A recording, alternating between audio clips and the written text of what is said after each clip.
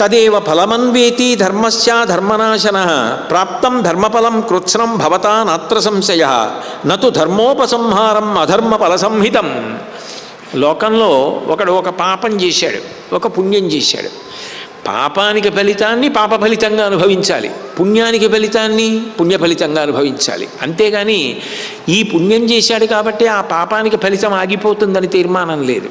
అట్లా అయితే దశరథ మహారాజు గారు అశ్వమేధం చేసి పుత్రకామేష్టి చేసి రాముణ్ణి కన్నాడు. రాముణ్ణి కన్నాడు, రామా రామా అంటూ కొడుకనుకొని రామనామం చెప్తూ తరించిపోయాడు. అదే దశరథ మహారాజు గారు ఋషి శాపం పొందాడు. శబ్దభేది విద్యతో బాణప్రయోగం చేసి మునికుమారుడి మరణానికి కారకుడై ఆ శాపాన్ని అనుభవించాడు. పాపానికి పాపము అనుభవించాలి, పుణ్యానికి పుణ్యము అనుభవించాలి. అంతేగాని నేను పాపం చేశానండి, ఇప్పుడు పుణ్యం చేశానండి, ఈ పుణ్యం ఆ పాపాన్ని తీసేస్తుందండి అన్నమాట లేదు. క్షమిస్తే ఈశ్వరుడు క్షమించాలంతే. దానికి పరిష్కారం నువ్వు తీసుకెళ్ళి సీతమ్మని ఇచ్చేయడమే, నీలో మార్పు రావడమే తప్ప నువ్వు చేసిన పుణ్యము, నువ్వు చేసిన తపస్సు నిన్ను కాపాడదు. అదంతా క్షయమైపోయింది. ఒకనాడు నువ్వు చేసిన పుణ్యం అనుభవంలోకి వచ్చింది, కాంచన లంకాధిపతి అయ్యావు. ఇవాళ నువ్వు చేసిన పాపములు ఫలితం ఇవ్వడం మొదలయ్యాయి. గుర్తు అక్షకుమారుడు మరణించాడు. నేను వచ్చాను లంకకి, నువ్వు భయపడ్డావు. ఇక్కడ ప్రారంభమైంది నీ పతనం. కాబట్టి జ్ఞాపకం పెట్టుకో. ఎవరు మాట్లాడతారంత ధైర్యంగా?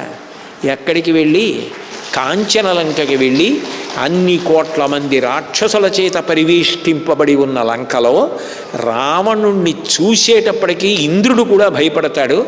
అటువంటి రావణుడి ముందు నిలబడి అంత ధైర్యంగా మాట్లాడుతూ ఒకవేళ రాముడికి అపకారం చేసినవాడు సాక్షాత్తు దేవేంద్రుడైనా అతను సుఖాన్ని పొందలేడు.